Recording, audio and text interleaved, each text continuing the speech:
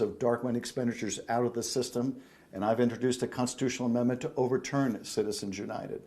And while we're on the subject of Supreme Court decisions, we need to reform the Supreme Court. Donald Trump and Mitch McConnell packed the court. It needs to be unpacked and unstacked. We need to expand the size of the court to rebalance it. We need term limits on the court, and we need an enforceable code of ethics. But we also need to address all the guardrails that came down during the Trump administration.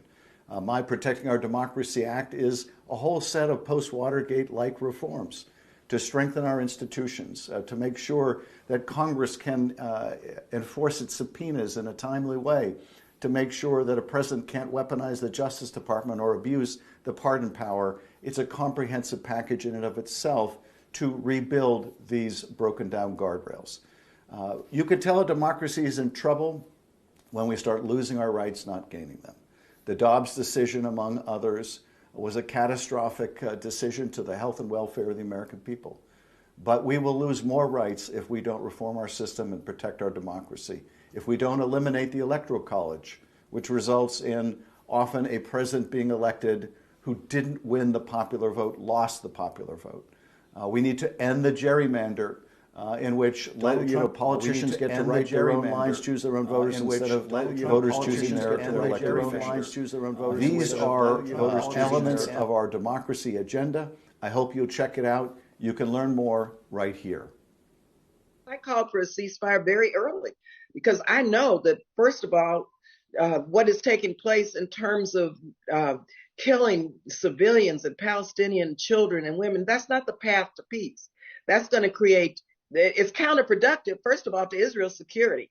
It's creating more violence, it's creating more trauma, and it is eroding the path to a diplomatic solution where Israelis and Palestinians can live in peace and security. 3 years ago on January 6th, a mob attacked the U.S. Capitol. I know because I was there. I was there as rioters roamed the Capitol, thousands of them, as they were beating on the doors of the House chamber, as they were breaking glass to get in. Thank God for the Capitol Police that day. They protected us. They were bear sprayed and gouged and beaten in order to protect us. I left the chamber that day with a Republican who had ripped a wooden post out of the ground to protect himself.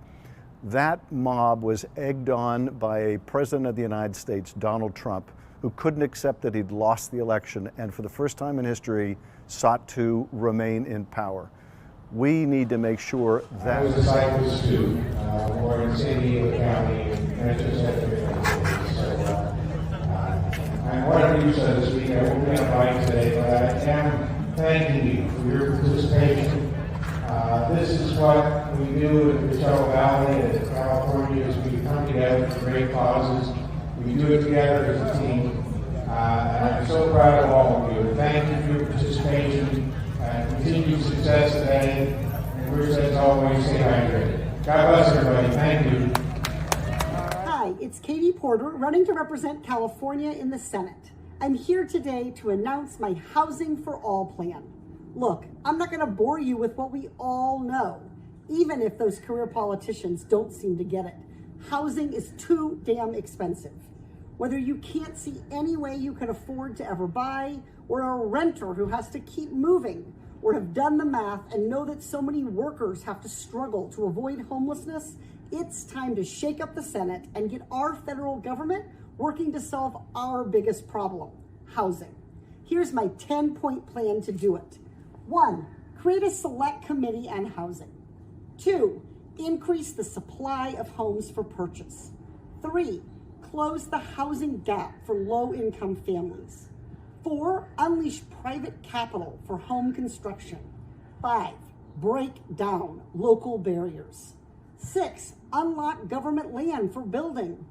7, encourage innovative homebuyer programs like shared appreciation. 8, develop better leases for Californians with fixed incomes like seniors or students. 9, innovate with new manufacturing technology like 3D printing. And 10, curb Wall Street's housing greed. California's future depends on housing for our workforce and our families. Yet for over 35 years, Congress has failed to make a major investment in housing. Career politicians, lulled by corporate PAC money, haven't delivered real solutions. I'm ready to shake up the Senate and get Washington focused on California's housing challenges. Read more at katieporter.com and please vote on March 5th.